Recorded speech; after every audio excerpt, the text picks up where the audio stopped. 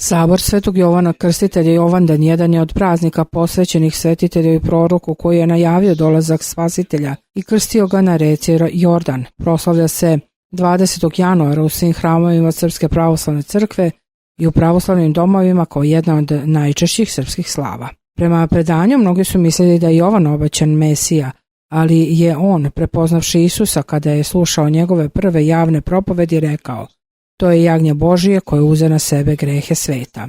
U crkvi je ovaj svetitelj poznati kao Jovan Preteča, a njegov praznik svrstava se u red najvećih proročkih praznika, jer se za Svetog Jovana, najbližeg sledbenika i bliskog rođaka Isusa Hrista, vezuje početak misije Spasitelja i početak hrišćanske propovedi.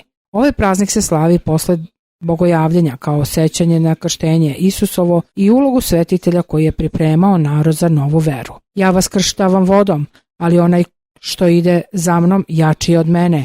On će vas krstiti Duhom Svetim i ognjem." Reči su Svetog Jovana koji je krštavao narod u reci Jordan i pozivao na pokajanje.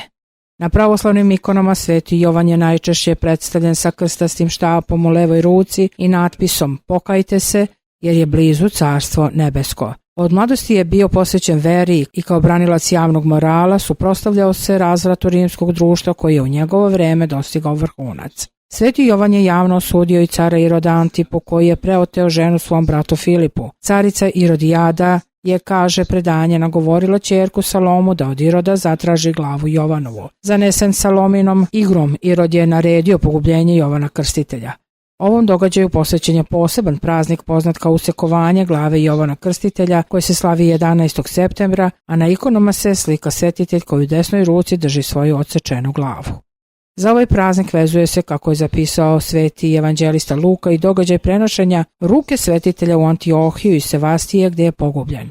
Desna ruka Svetog Jovana kojom je krstio Hrista oduvek je čuvana kao najveća svetinja, a sada se nalazi u Tetinjskom manastiru. Sveti Jovan je uzor poštenja i pravdoljublja, pa se i u srpskom pravoslavlju poštuje i običaj bratimljenja po Bogu i Svetom Jovanu. Veruje se da se na Jovandan dešavaju razna čuda zahvaljujući pomoći ovog svetitelja, pa vernici poštuju brojne običaje i znak sećanja na njega.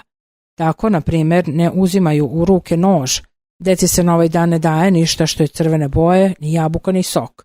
Ne jede se i ne pije ništa što je crveno, jer boja simbolizuje nevino prolivenu svetiteljevu krv. Sveti Jovan je uzor poštenja i pravdoljublja, pa u srpskom narodu postoji običaj da se ljudi na Jovandan bratime i kume po Bogu i Svetom Jovanu, jer se Jovan smatra uzorom karaktera i poštenja, a u Svetom pismu nazvan je i anđelom.